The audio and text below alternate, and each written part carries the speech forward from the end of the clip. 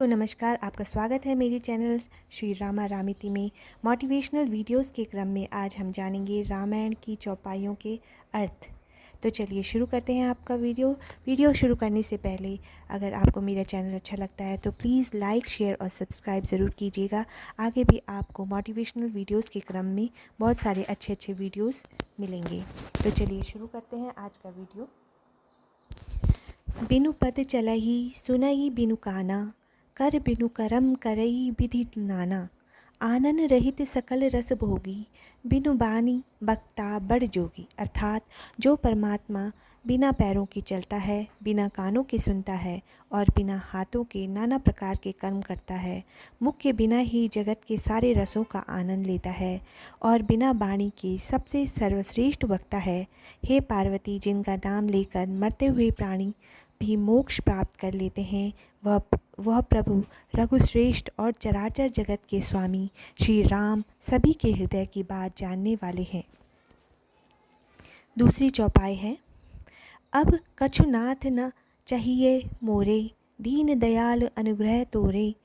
फिरति बार मोहि जो देबा, सो प्रसाद मैं सिर धरि लेबा। अर्थात जब प्रभु श्री राम केवट को उतराई देते हैं तब केवट हाथ जोड़कर प्रभु से कहता है, हे नाथ, आज मैंने क्या नहीं पाया, आपकी कृपा से मेरे सारे दोष दुख समाप्त हो गए। हे दीनदयाल, अब मुझे कुछ नहीं चाहिए। लौटते समय जब आप जो कुछ भी देंगे मैं उसे प्रसाद समझ सिर चढ़ा लूँगा। तीसरी चौपाई है। सोई जानी जेहि देहु जनाई, जानत तुम्ही होई जाई।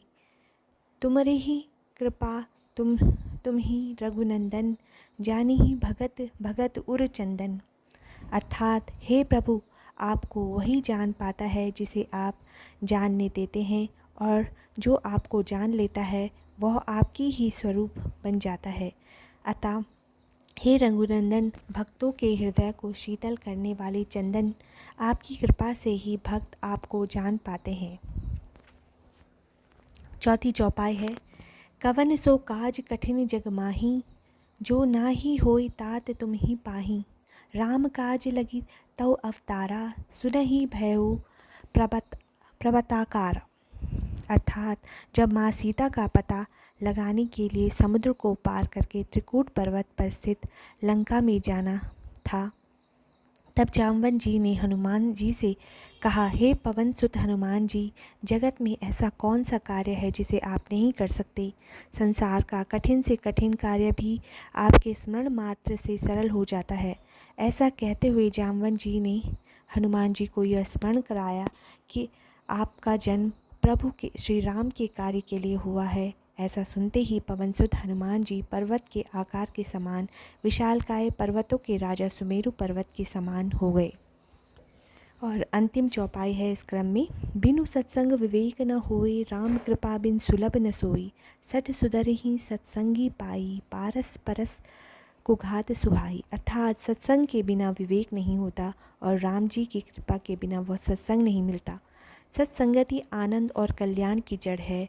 दुष्ट भी सत्संगति का पाकर सुधर जाते हैं। जैसे पारस के स्पर्श से लोहा सुंदर सोना बन जाता है, उसी प्रकार। आशा है कि आपको मेरा वीडियो पसंद आया होगा। तो आपको अगर पसंद आया है तो प्लीज़ लाइक, शेयर और सब्सक्राइब ज़रूर कीजिएगा। जय श्री राम। धन्यवाद।